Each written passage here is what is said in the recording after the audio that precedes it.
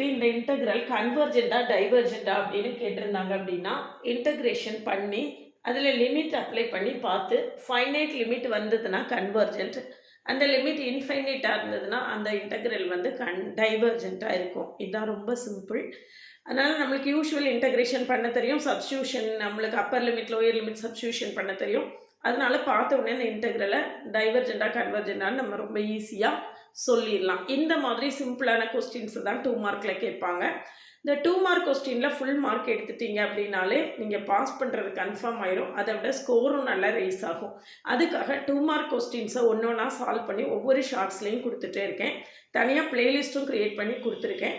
அதை நீங்கள் ஃபுல்லாக அந்த எக்ஸாம் போகிறதுக்கு முன்னால் ஒரு தரவாக ஒரு கிளான்ஸ் பார்த்துட்டீங்க அப்படின்னாலே நீங்கள் பாஸ் பண்ணுறது கன்ஃபார்ம் ஆயிரும். இன்றைக்கி அதே மாதிரி ஒரு இன்டகிரேஷனை டைவர்ஜென்ட் அப்படின்னு ப்ரூஃப் பண்ணி காட்டியிருக்கேன் பாருங்கள். 1/x dx, 1/xக்கு integration log x, limit 1 to infinity. இப்போ log infinity மைனஸ் log 1 வரும். log 1 0 ஆயிரும். log infinity is equal to infinity. அப்போ இந்த கொடுத்துருக்கக்கூடிய இன்டகிரேஷன் வந்து டைவர்ஜென்ட்டாக இருக்கும். இந்த மாதிரி நிறைய 2 மார்க்ஸ் ஈஸியாக ஷார்ட்டாக தெரிஞ்சுக்கிறதுக்கு சேனலை சப்ஸ்கிரைப் பண்ணிக்கோங்க. நம்மளுடைய பழைய வீடியோஸ்லாம் பார்க்கலன்னா கமெண்ட்லேயும் டிஸ்கிரிப்ஷன் லிங்க் இருக்குது, பார்த்துட்டு நம்ம கூட தொடர்ந்து ட்ராவல் பண்ணுங்கள். நீங்கள் இன்ஜினியரிங் மேத்தமெட்டிக்ஸை ஈஸியாகவே ஓவர் கம் பண்ணிடலாம்.